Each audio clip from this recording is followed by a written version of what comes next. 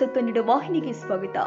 ರಾಯಚೂರು ಜಿಲ್ಲಾ ಮಾನ್ವಿ ವಿಧಾನಸಭಾ ಕ್ಷೇತ್ರದ ವ್ಯಾಪ್ತಿಯ ಮಾವಿನ ನಗರದ ಕಮ್ಮವರಿ ಸಂಘದ ವತಿಯಿಂದ ಹಮ್ಮಿಕೊಂಡಿರುವ ಕಾರ್ತಿಕ ಮಾಸದ ವನಭೋಜನ ಕಾರ್ಯಕ್ರಮದಲ್ಲಿ ಭಾಗಿಯಾದ ಸಣ್ಣ ನೀರಾವರಿ ವಿಜ್ಞಾನ ಮತ್ತು ತಂತ್ರಜ್ಞಾನ ಸಚಿವರು, ಪರಿಷತ್ತಿನ ಸಭಾ ನಾಯಕರು ಹಾಗೂ ಕೊಡಗು ಜಿಲ್ಲಾ ಉಸ್ತುವಾರಿ ಸಚಿವರು ಆದ ಶ್ರೀ ಎನ್ಎಸ್ ಬೋಸರಾಜು ಮತ್ತು ಮಾನ್ವಿ ವಿಧಾನಸಭಾ ಕ್ಷೇತ್ರದ ಶಾಸಕರು ಆಗಿರುವಂತಹ ಜಿ ಹಂಪಯ್ಯ ನಾಯಕ ಸಾಹುಕಾರ್ ಇವರು ಈ ಸಂದರ್ಭದಲ್ಲಿ ಮಾನ್ಯ ಸಚಿವರು ಮತ್ತು ಶಾಸಕರು ಕಮ್ಮವರಿ ಸಮುದಾಯ ಭವನ ನಿರ್ಮಾಣಕ್ಕೆ 20 ಲಕ್ಷ ರೂಪಾಯಿಯನ್ನ ಘೋಷಣೆ ಮಾಡಿದರು.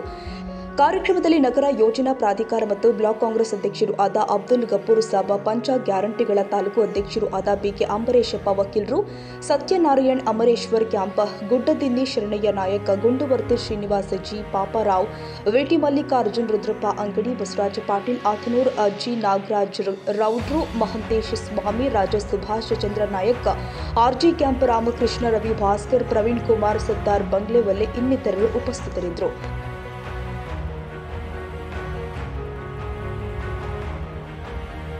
ತಾಜಾ ಸುದ್ದಿಗಾಗಿ ಎಂಟಿವಿ ನ್ಯೂಸ್ 24x7ಗೆ ಸಬ್ಸ್ಕ್ರೈಬ್ ಮಾಡಿ ಮತ್ತು ಬೆಲ್ ಐಕಾನ್ ಅನ್ನು ಒತ್ತಿ. ತಪ್ಪದೇ ಲಿಂಕ್ ಶೇರ್ ಮಾಡಿ.